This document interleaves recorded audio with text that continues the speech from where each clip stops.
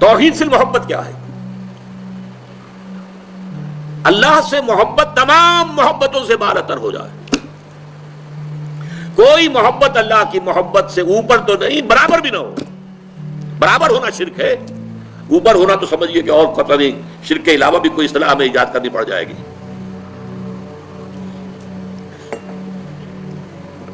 سورہ بقرہ میں فرمایا وَمِنَ النَّاسِ مَن يَتَّخِذُ مِن دُونِ اللَّهِ أَندَادًا يُحِبُّونَهُم كَحُبِّ اللَّهِ وَالَّذِينَ آمَنُوا أَشَدُّ حُبًّا لِلَّهِ.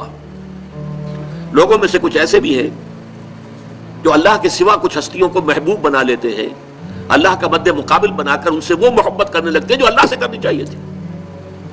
وَالَّذِينَ آمَنُوا أَشَدُّ حُبًّا لِلَّهِ، اور جو واقعتاً اہل ایمان ہیں وہ شدید ترین محبت کرتے ہیں اللہ کے ساتھ.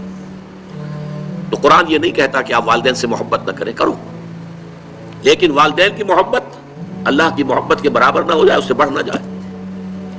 اولاد سے محبت کرو، اولاد کی محبت اللہ کی محبت سے بڑھ نہ جائے.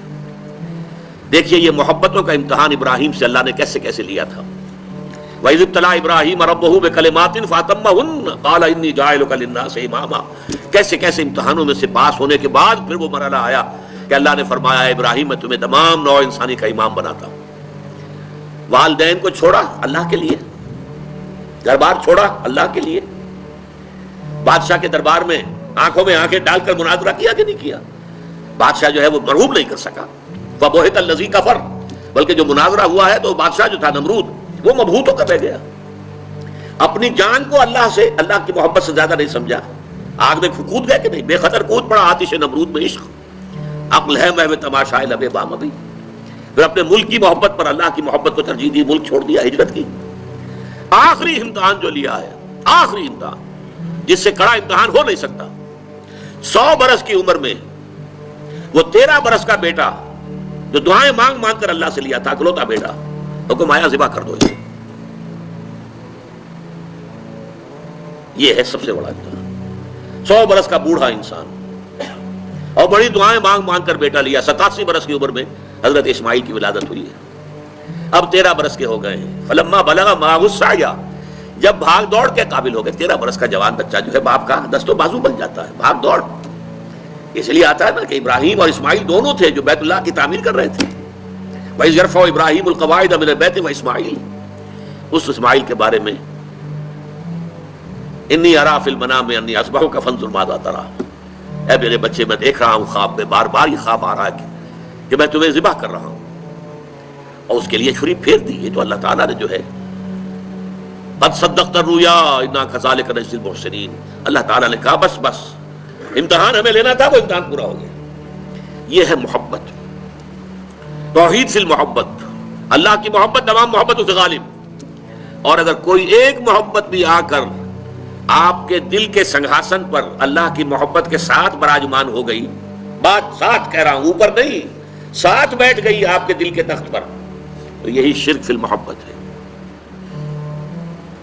اب دیکھیے یہ تو میں نے انڈیویجول لیول پر آپ سے بات کی. اب آئیے اجتماعی سطح پر، بلکہ اسی ضمن میں ایک آیت اور سن لیجئے. اللہ کی محبت کے ساتھ جڑی ہوئی محبت ہے اللہ کے رسول کی محبت. اور پھر تیسری محبت ہے اللہ کی راہ میں جہاد کی محبت.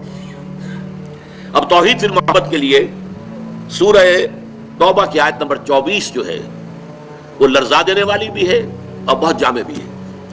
قل ان کان آباؤکم وابناؤکم واخوانکم وازواجکم وعشیرتکم واموال اقترفتموها وتجارۃ تخشون کسادها ومساکن ترضونها احب الیکم من اللہ ورسولہ وجہاد فی سبیلہ فتربصوا حتی یاتی اللہ بامرہ واللہ لا یہدی القوم الفاسقین.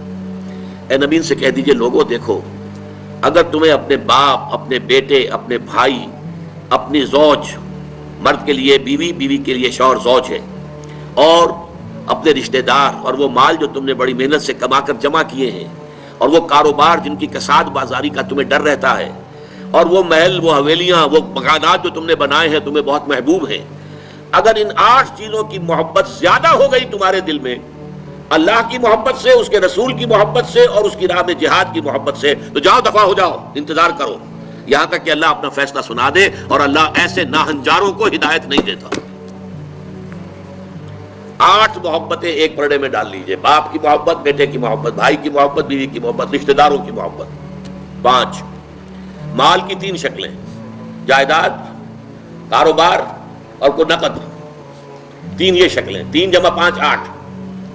اور 3 محبتیں دوسرے پلڑے میں ڈالی، اللہ کی محبت، رسول کی محبت اور جہاد کی محبت. اب اگر یہ پلڑا بھاری ہے 8 والا تو جاؤ دفع ہو جاؤ. تمہارا اللہ سے کیا سروکار. اللہ ایسے ناہنجاروں کو ہدایت نہیں دیتا. سب سے پہلے یہ طے کر لو کہ ان 3 محبتوں کا پلڑا نیچے ہونا چاہیے، بھاری ہونا چاہیے ان 8 کے مقابلے میں. یہ ہے توحید فی المحبت اور یہ ہے شرک فی المحبت. لیکن اب اس کو لائیے ذرا اونچے سطح پر.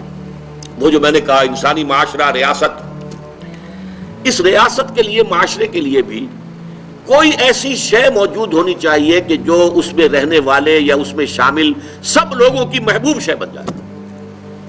یہ کامن محبت انہیں جوڑے گی، ان کے اندر اتحاد پیدا کرے گی. مثلا وطن کی محبت، وطن کی جے جے ہند، وطن کی عظمت کے گن گاؤ.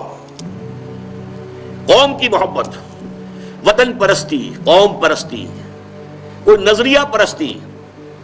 یہ بہت سی پرستشیں ہیں جن سے کہ لوگ پھر جڑے رہتے ہیں. نسل پرستی، لسان پرستی، زبان پرستی. یہ آج کل جو آپ کو کہتے ہیں کہ یہ لسانی عصبیتیں اور یہ نسلی عصبیتیں، یہ بلوچ نیشنلزم، یہ پختون نیشنلزم، یہ سرائکی نیشنلزم، یہ ایک اردو والا نیشنلزم، 5ویں قومیت نکلی تھی ہمارے ہاں. یہ سب کچھ کیا ہے؟ یہ جمعیت کے لیے، لوگوں کو جوڑنے کے لیے، شیرازہ بندی کے لیے، انہیں متحد رکھنے کے لیے کوئی نہ کوئی شے محبوب ہو جانی چاہیے. اس اعتبار سے اس دور کا سب سے بڑا شرک وطن پرستی ہے. لیکن پھر دیکھیے، میں بات آپ سے عرض کر رہا ہوں، علماء کرام اس کو نہیں پہچان پائے. اس کو پہچانا ہے تو علامہ اقبال نے پہچانا ہے. اس دور میں اور ہے، جام اور ہے، جم اور، ساقی نے بنا کی روش لطف و ستم اور، تہذیب کے آزر نے ترشوائے صنم اور، مسلم نے بھی تعمیر کیا اپنا حرم اور، ان تازہ خداؤں میں بڑا سب سے وطن ہے، جو پیرہن اس کا ہے وہ مذہب کا کفن ہے. نظارہ دیرینہ زمانے کو دکھا دے، اے مصطفی خاک میں اس بت کو ملا دے. یہ وطن پرستی شرک، اس دور کا سب سے بڑا شرک.